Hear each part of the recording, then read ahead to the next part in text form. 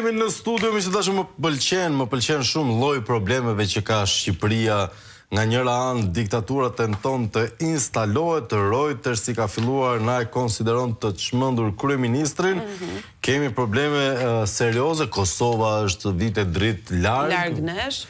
Trump dhe Vjosa Osmani që flasin sikur janë miq të vjetër. Dhe pastaj në Lezhë nuk kanë drita. Në Lezhë dhe jo vetëm. Në Lezhë nuk kanë drita. Ore, për shembull, nëse ne jemi vendi numër 2 në Europë për fuqi hidrike. Dhe energji eolike. Dhe një tufë me ike. Ore, i rrim vetëm këtyre hidrike me që kemi hidrocentrale. Hidro. A nuk do duhej për shembull që Kosova, që nuk ka këtë kapacitet energjetik, kishte nevojë për ne, dhe jo ne nevojë për Kosovën. Ndoshta, megjithatë zonën zotrin kemi dhe 2 javë që drejtësia të shkojë te Rama, se pastaj me komplekset e reja, me vonesat e gjykatës kushtetuese dhe me trembjen që mund të shkaktoj ligji i ri tek prokurorët, njëri bëhet i papredhe, jo vetëm njëri. Po më duket se e gjithë shpura e tij. Ta shohim listën se kush bëhet i paprekshëm, i barabartë mbi të barabartët.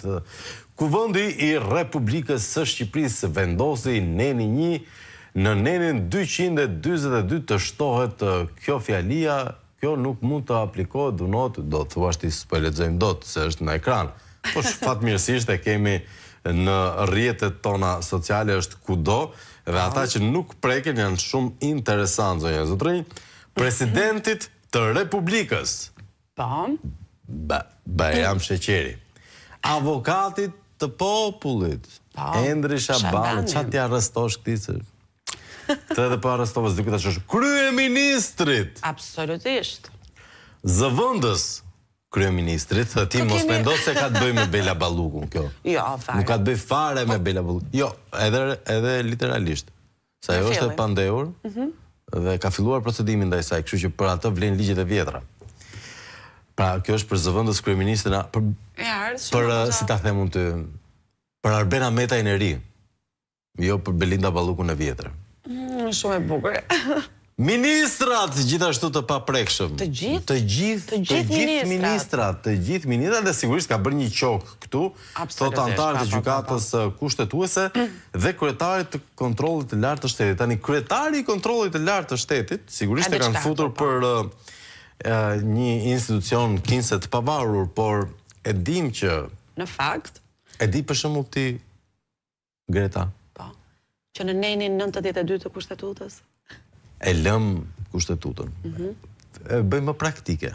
Ç'po bëjnë ka njerëz tani? Për shembull, auditet e Bashkisë Tiranë, Bashkisë Durrës dhe ca bashki të tjera, shumë problematike, e disa vite kanë që po zvarriten.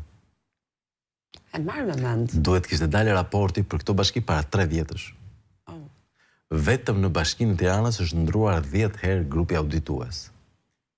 Pra, ky 2 javë. Po pse ndrohet grupi auditues, thoni ju, që mos të dali kur raporti, imagjino, edhe kur shkojnë me mik, shkelet janë aq të trasha sa njëri do ajt burgu si të qoftë, kështu që miq të dashur 2 javë kohë për kokën e